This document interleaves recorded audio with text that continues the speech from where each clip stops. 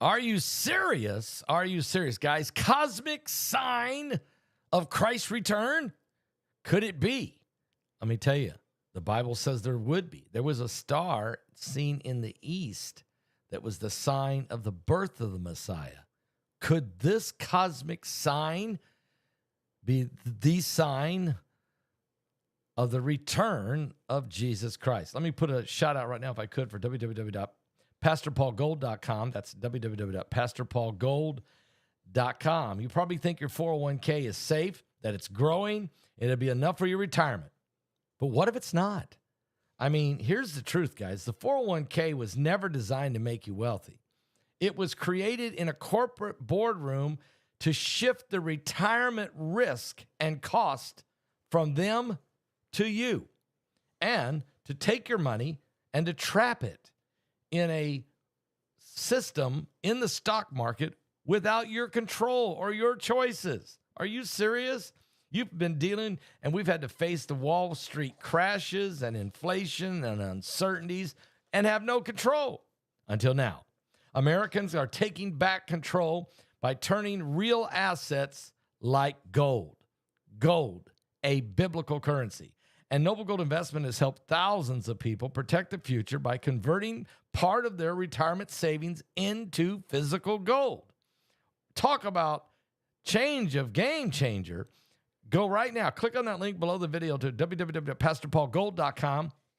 That's www.pastorpaulgold.com, or call them on the phone at 877-646-5347. Look, Noble Gold will take the headaches out of everything. They will help you roll over your 401k into a tax advantage gold IRA and let you get in control. Are you serious? Guys, and if you qualify, and you probably will, they'll give you 2 of these incredible 5 ounces pure silver coin. 2 of them, not 1, 2 of these, 5 ounces each, pure silver. America the Beautiful. Are you serious? Do it now. Or pick up the phone and call them, because they're ready. They're waiting for your call right now. Call them on the phone at 877-646-5347. That's 877-646-5347. And tell them that Pastor Paul Begley sent you. Or click on that link right below the video at www.pastorpaulgold.com. You'll be glad that you did. All right. Well, let's talk about this interstellar visitor, Atlas. Atlas, the comet, 3I. Guys, this is crazy what's going on here. And don't forget, you can get your tickets for Silencing the Serpent. Oh, this is going to be maybe the best webinar ever. I know the information coming in is some of the most intense and most encouraging, and yet revealing of how we can silence that devil that's trying to destroy your life. You can get a handle on this. And the interviews, Heidi's interviews with the audience, is just incredible. And Pastor Barry Liscombe, and Pastor Joshua Piera, and Bishop Larry Ragland, and Mike from around the world, and many others, and Bart Begley's documentary on the history of gambling. What? And it's just and how to deal with anxiety and depression, and how to beat these things. Sister Heidi, I mean, and my presentation, and Mike around the world's presentation. It's unbelievable. And plus, there's more. We're still filming. But guys, you can get your ticket at our website at paulbegleyprophecy.com. Interstellar Visitor, 3I Atlas, could be the oldest comet ever seen, and it could grow a spectacular tail later this year as it starts approaching the sun in its perihelion at Halloween. And what's amazing is it will when it gets to that point, guys. If you take from the day that it makes its blowing past the sun, it's not going to get pulled in the sun. Don't worry. This thing is too big. It's maybe 20 miles wide. It's huge. And it's traveling at the fastest speed they've ever clocked a comet. It's outrageous. It's coming right in between the Earth and Mars, and it may and this might be what Mike from Around the World's been talking about, that it could actually knock Mars off its orbital track as it goes blowing past it. It's going to be between us and Mars. It's spectacular. Could this be the sign, the cosmic sign of the return of Jesus Christ? I mean, this mysterious interstellar visitor, which will be certainly viewable during the Feast of Tabernacles later this year. I mean, this is what I'm saying. I mean, come on. Could this be? Could this be? I mean, it's going to really be bearing down on us at the Feast of Trumpets. At the Feast of Trumpets. Could this be? I mean, and this is why we're talking about it right now. This mysterious interstellar visitor that has recently spotted whizzing through the solar system may be 3 billion years old or older, according to reports. This is the cosmic neighborhood. This could be the oldest rock coming through our solar system ever. If confirmed, the alien comet, because it's alien to our solar system, would be the oldest comet ever seen from Earth. And if it's made of what researchers think it is, it may also grow a spectacular long tail in the coming months. 3I Atlas is an interstellar comet, potentially 15 to 20 miles wide, and it's currently shooting toward the sun at 130 miles an hour. Unbelievable. It is, once it passes the closest point to our home star, the sun, during the perihelion around Halloween, this extrasolar entity will begin its long journey back out into the solar system, but not before going past the Earth and Mars. The cosmic visitor was located on July 1st and was confirmed as an interstellar object by NASA on July 2nd. Ever since then, the astronomical community has been racing to uncover as much as they can about this alien comet. In a new study uploaded on July 7th, the preprint server RXV had presented on July 11th at the Royal Astronomical Society, the National Astronomy meeting in Durham, England. Researchers used a computer model to simulate where 3I Atlas may have originated from. The team found that the comet likely originated from the Milky Way's thick disk, a population of stars located above and below the main disk, where the sun and the majority of our galaxy stars reside. Most of the stars in this part of the galaxy are believed to be billions or the dawning of creation. And because comets are made from the leftovers of a protoplanetary disk that surround new stars, it is highly likely, very highly likely, that 3I Atlas is the oldest comet to ever be visible and going past the Earth. Our statistical method suggests that 3I Atlas is very likely the oldest comet we've ever seen, according to the lead study author Matthew Hopkins, a doctoral candidate at the University of Oxford in the United Kingdom. And he said in a statement, however, that the new findings have not yet been peer-reviewed, and more observations certainly are needed to try to determine exactly the age of this comet. But it seems as if it could be from the dawning of time. Get this, guys. The study team has used a novel computer program known as, and I can't pronounce it, but it helps predict where interstellar objects come from using data from the European Space Agency's Gaia Space Observatory. Hopkins designed the model while working toward completing his PhD, and he had only finished defending his doctoral thesis on the topic around a week before 3I Atlas was actually discovered, providing an immediate chance to pull his theories and to test it. It's a fantastic opportunity to test this model on something brand new and possibly ancient.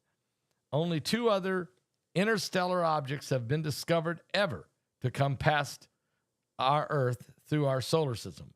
Oumuamua, which was in 2000, it was an asteroid discovered in 2017, and then 2I Borisov, a comet that was spotted in 2019, and now we have Comet 3I Atlas. Oumuamua and Comet Borisov entered the solar system head-on to the right toward the sun relative to our home star's trajectory through the Milky Way, hinting they come from the galaxy's main disk. But 3I Atlas is coming at our side-on, meaning it is a totally different origin. It's not coming from the same place as the previous two interstellar objects. This object is from a part of the galaxy we've never seen up close before, and its age would be from the dawning of time, according to Chris Lidlott, an astronomer at the University of Oxford. We think there's 2/3 chance that this comet is the oldest ever to come through our solar system, and that it's been drifting through interstellar space since the dawning of time. Guys, this is crazy. And if it is, could it be that it is based on God's prophetic timepiece? Is it part of God's, when I told you many times, I've said, don't try to study the timeline. You got to study the sign line. Because Jesus didn't say, let me give you this timeline of my return or my coming or the end of the world or the end of the age. Jesus said, let me tell you the signs. And you can read it for yourself in Matthew 24 or in Mark 13 or Luke 21. And really, that is the Jesus Christ condensed cliff notes of the end of days. Now, if you want a bigger, broader perspective of how the signs of the times will develop, you would need to read the entire Bible. You would need to go from Genesis to Revelation, specifically focusing on areas like the book of Daniel and the prophecies of the prophets Jeremiah and Isaiah and Ezekiel and Malachi and Obadiah and Amos and Joel and Zechariah. I mean, you really would need to get those pieces in parts, which I do for you and have been doing for you for the last 15 years. When there's current events that are relevant to certain parts of the scriptures, then I'll say, here's this, and here's where you can find this about that. But if you try to put all those signs in some type of a timeline, this is where the confusion and eschatology and hermeneutics gets lost in the shuffle, because people start building doctrines and then they try to take events and force them into their doctrine, their eschatology theology. God told me a long time ago, don't do that. Don't try that. Don't even attempt that, because it won't work. But show the people the signs of my coming. And when they see the signs mentioned in the Bible, then they'll know that the fig tree, that the leaves are tender. Remember what Jesus said? Jesus said, when you see the fig tree, that its leaves are tender, you know that summer is very close. And so you can discern the sky. Some of people can, the weather, but they can't discern the signs of the times. So are these comets signs? Someone just asked. The answer is yes, absolutely. Because as they are being, because this is exactly what many astronomers really believe, that the star of the east, or that what we call the star of Bethlehem, was actually a comet. That as it was coming, in the direction it was coming, and as it made its approach, it was literally leading the known world toward the Middle East and the birth of Jesus Christ. And even the Magi, and even the diviners and the seers who worked for King Herod and for the other kings that had been studying ancient prophecies, looking for this cosmic sign that a king would be born, that a Messiah was coming. And the Bible tells us that when King Herod had heard the rumors that the King of Kings had been born, that a king was born to take his throne, as he was thinking, that he decided he wanted to kill this baby to prevent this prophecy from being fulfilled. And he slaughtered all the children in the area that were under the age of 2, trying to kill baby Jesus. Now, we do know that never happened, though, because Joseph was given a dream where an angel of the Lord came to him and told him, take the mother, take your wife Mary and the baby, and flee into Egypt for a while. And they did. But meanwhile, before this, while this was all taking place, before Joseph left to Egypt, the wise men, and we believe that they were 3, but there could have been more, but these wise men, or these seers or astronomers who studied the signs in the heavens, including the cosmic signs and the constellations and what have you, they were sent by King Herod to try to find where the baby was. And they found it because they said, we saw the star in the east and we're here. And they found Christ. But they were supposed to go back and tell the king where the baby was located. So they didn't know this maybe, or maybe they did know that the king wanted to kill the child because he was slaughtering babies everywhere. But instead of going back to tell the king, they went a different direction. And they brought gifts. They knew this was the Messiah. They had studied the sign line, the signs. I want to read for you. In my book, Revelation 9:11, I talk a lot about cosmic signs, blood moons, solar eclipses, comets, the asteroid Apophis that's coming. And oh, by the way, when this comet, Atlas 3I, gets its closest point to the sun, which is around Halloween, about at Halloween, October 31st of this year, if you was to count 1,260 days forward, or 3.5 years, it lands exactly on April 13th, 2029, the day Apophis comes its closest point to the earth. You got to, this is unbelievable.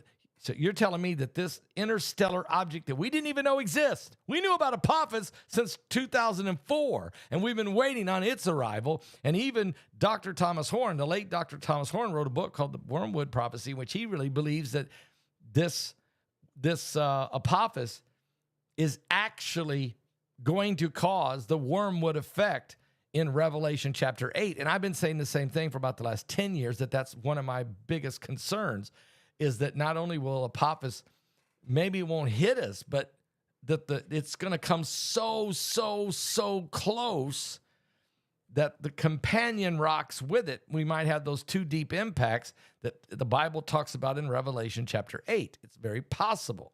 So I go along with Dr. Horn that this could be the wormwood effect. But here's what's really wild. We've known about Apophis for 21 years.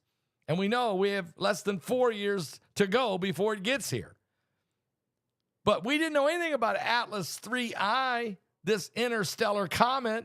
We didn't even know it existed until July 1st of this year. And the thing is coming at 3.5 years. It's before Apophis. Are you serious? Are you serious? Are you serious? You can't make this stuff up. So we're living in these prophetic times, and this cosmic sign could be the sign or a sign that the soon Messiah is coming. Some people would say maybe it's a sign of the rapture. I'm not going to go there, because I can't really prove that in Scripture, but I can show you what the Bible does say. And maybe it's best to just read the Scripture as it says it instead of trying to force things into doctrine.